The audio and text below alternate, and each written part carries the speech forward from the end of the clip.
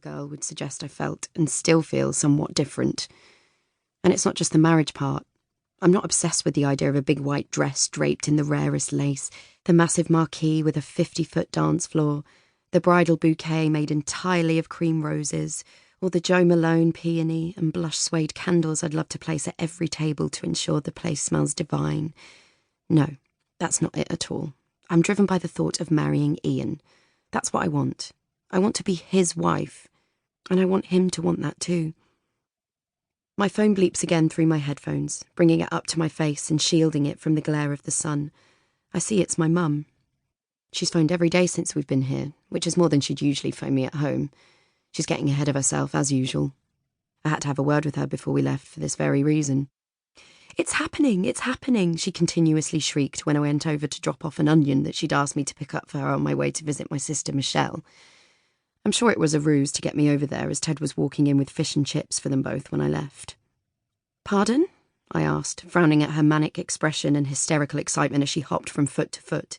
Even her own divorce hasn't been enough to dampen her joy at the prospect of marrying me off.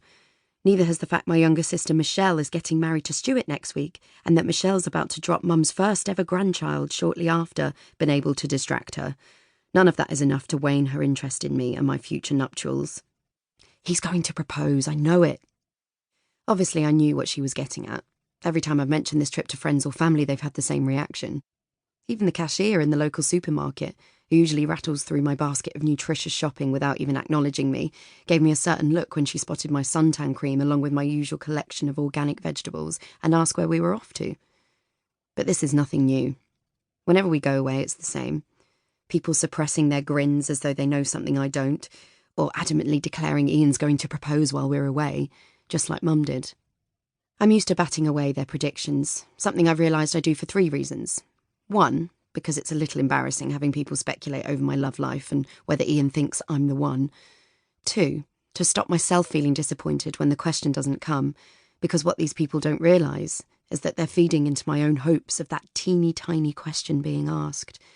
And 3, to stop them feeling sorry for me when I come home sans ring or fiancé. So I swipe my hands in front of my face, knocking their assumptions out of my aura. Is that how they work? And screw up my face while I give a strained no, making it look like I'm not ready for that stage in our relationship anyway. Commitment from the love of my life is not what I'm after at all. Don't they realise I'm super hip and happy not to be a missus? I'm a feminist, don't you know? Don't believe a word of it. The issue is, I've been here so many times before, and each time it gets that little bit more humiliating. My heart literally skipped a beat when we were up in the Peak District, and I turned to find Ian on what I thought was one knee. He'd simply tripped. Not only that, but he landed in Cowpat, so I had to listen to him moaning and smelling the whole way back to our tent, while I held the tears of disappointment that were stinging behind my eyes. Then there's the time he insisted we travel into London on New Year's Eve so we could watch the fireworks. Ian has no interest in New Year's or fireworks, so I thought it was his plan to get me somewhere romantic under false pretences. Nope. He actually did want to watch the fireworks while being squished and pushed by thousands of strangers, all elbowing each other out of the way to secure the best view above the eye. Then there was Paris. Oh, Paris, how you failed me. The city of love turned into the city of nothing.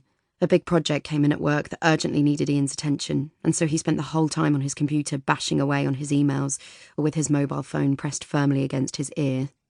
I don't even think he'd have noticed if I were there or not. Well, apart from the one horny bonk we had when we first arrived, which ended abruptly thanks to another ruddy phone call. There wasn't a hint of amour in the air, apart from the love affair Ian had with his electrical devices. I've had years of feeling excited and then disgruntled when the longed-for question hasn't been popped.